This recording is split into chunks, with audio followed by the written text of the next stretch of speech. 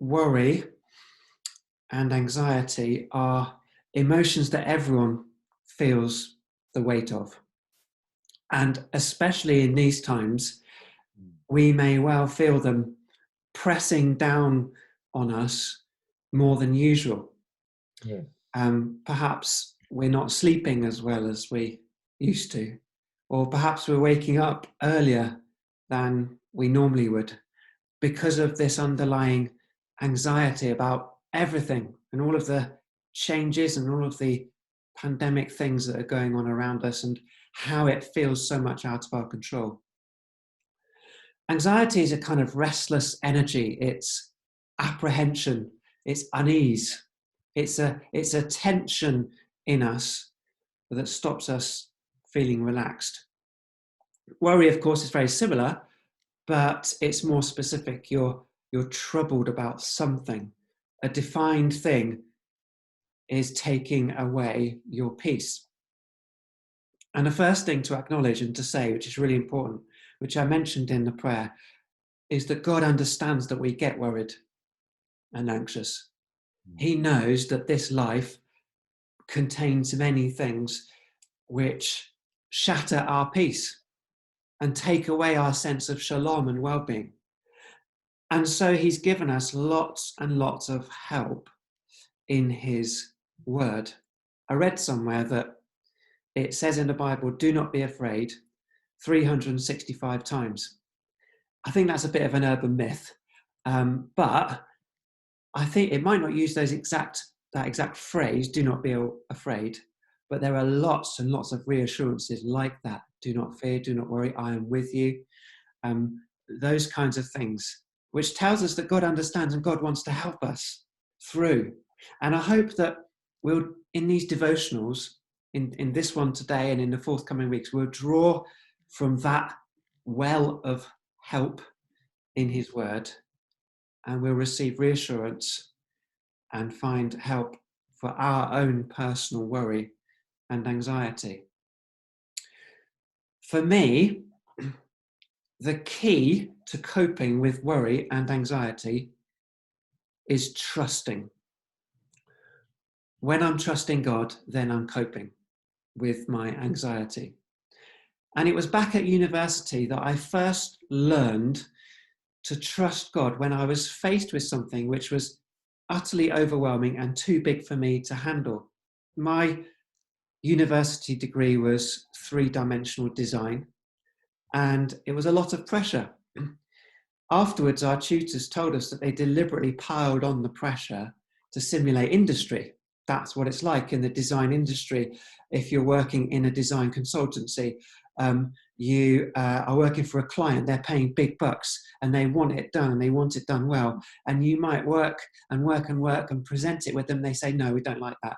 And it's back to the drawing board and you have to start all over again. And they worked in that industry. They knew it was a pressurized industry. So they replicated that with us. And also they told us they wanted to weed out the weaker ones, the ones who weren't really passionate about three-dimensional design. So it was a lot of pressure we were on the receiving end of. Also, back then, I wasn't really into computers much, but we had to learn CAD, computer-aided design. Two programs, AutoCAD and 3D Studio Max, and I had never used them before. And it was such a steep learning curve. And I just, every time I fired up the computer, I'd feel this worry and anxiety emanate from the computer because I was thinking, I don't know how to do this. I don't know when I'm going to get it done in time.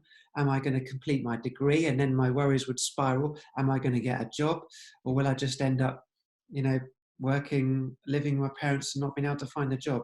So those were the pressures and the worries I experienced at university. And in the middle of all that, I discovered Psalm 56, verse 3. Whenever I am afraid, I will trust in you. And that then was the verse that took me through my degree. And that has been since my go-to verse for when I'm feeling afraid, worried, fearful, anxious. Psalm 56, verse 3. Whenever I am afraid, says the psalmist, I will trust in you. right now, I'm through my degree, that's finished, that's ancient history, but coronavirus and the fear that comes with it, that's the thing that's causing me to feel overwhelmed. And perhaps it's the same with you. Or perhaps it's the future. Maybe you read in the papers about the world recession, the worst recession ever that's forecast. Mm. Or maybe you're worried about your elderly parents or someone vulnerable who's close to you.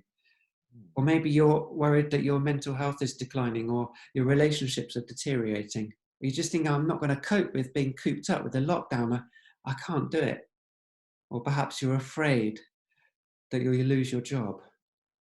Well, the psalmist tells us that whenever he's afraid, he's going to trust in God. And that's what I'm going to do when I'm afraid. That's what I have been doing since university days, and that's what I'm going to continue to do. But what does that mean in practice to trust God when we're afraid? Well, here are 4 things it means for me. First of all, it means telling him what I'm most afraid of. It means verbalizing it, telling my deepest fears to God, voicing them, being brave and naming them, speaking them out loud, because that helps to get the fears out in the open. It helps me to face them rather than running away from them in terror or panic, or sort of ignoring them and not dealing with them, and therefore having this underlying anxiety churning away at me. And the thing that I'm most afraid of right now is my family dying from the virus, or me dying, leaving them without a husband, without a father. That's my major fear right now. And part of trusting in God means telling him that, going to him, climbing onto his lap, as it were, and saying, Father, I'm scared about this. So that's the first thing. Secondly, it means believing that he'll help me or help my family through. This has been the thing that's been keeping me awake at night and getting me up early, even when I'm tired, thinking, okay, if I die, I don't mind dying too much because I know where I'm going. But what about my family? How will they cope? How will they cope without their dad? How will they deal with that? I won't be there to look after them, to ask them how they're doing, to give them a hug, to care for them. How will they cope? And when I'm worrying about that, it means believing that God, that if the worst happened and I died and they were left, God would be there for them, believing that he would help them through. Or I worry, if they died, if one of my family died, how would I cope? Be absolutely torn to shreds. It's believing, right now, I don't know how I'd cope, but believing that God would help me through. That because of his power and because of his love, he'd help me through. It means saying to God, I don't know how you'd do it, but I know that you would. I know that you will, if my worst fears are realized. I know that I don't have to keep on thinking, what if, how will I deal with it? I believe that you'll help me, God, to deal with it.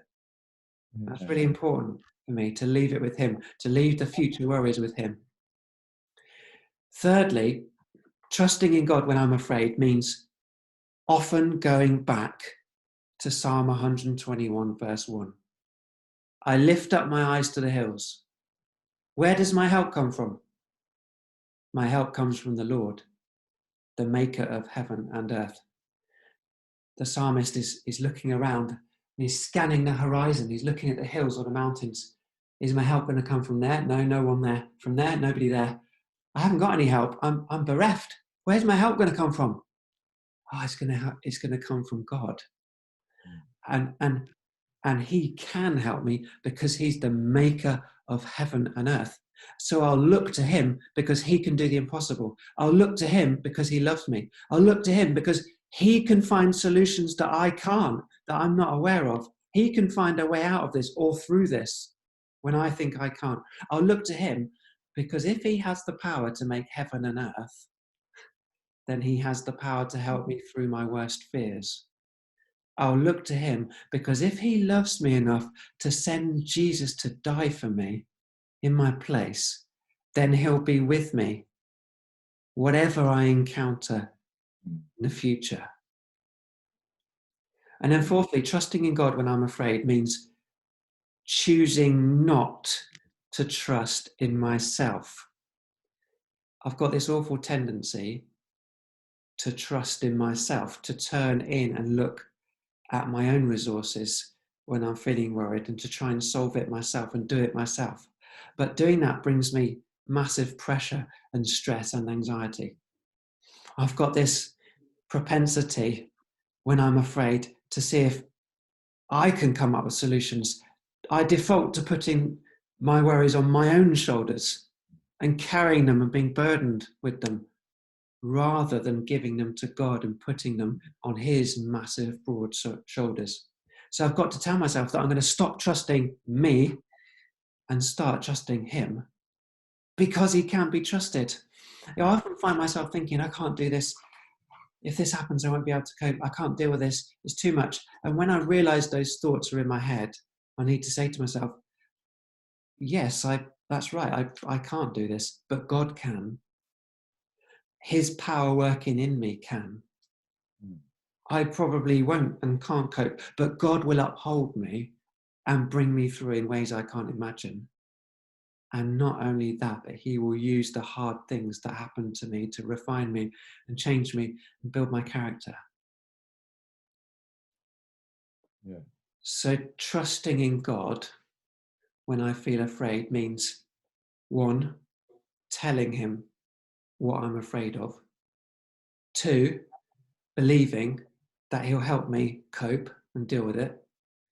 It means, thirdly, looking to him for help because he's capable and loving. And fourthly, it means choosing not to trust in myself. Amen. And I have to work through those four things over and over and over. And I have to keep on going back to Psalm 56, verse 3 and Psalm 121, verse 1, over and over, because like I said, I've got this tendency to bear all the burdens myself. And I have to almost go through that whole process when I'm encountering another fear or waking up feeling afraid again. But I want to finish off now just with some practical things that I do, which maybe you might find helpful. Before we started, I was talking to Elaine. I walk by the river. I don't know why, but that calms me down. Something about the water, the sun glinting off the surface of the water, it just calms me, slows my heart rate. Sometimes I find I need to breathe slowly and deeply, and that just stops the panic rising in me. I find sometimes I need to consciously relax my shoulders, kind of get tensed up, and just kind of stretching and then relaxing helps. I find it helpful to search the Bible for God's faithfulness, like in the story of Joseph, and see how God was with the Bible characters and helped them through. And that helps me think he's with me, he's helping me through. Or to look back at anxious times in my life in the past and to see how God helped me through them.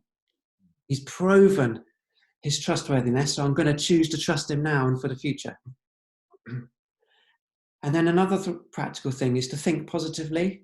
I've got this tendency to think negatively. Something worrying comes in, oh no, and I start to despair.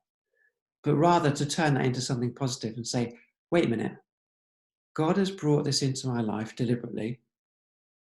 It's part of his transformational work in me.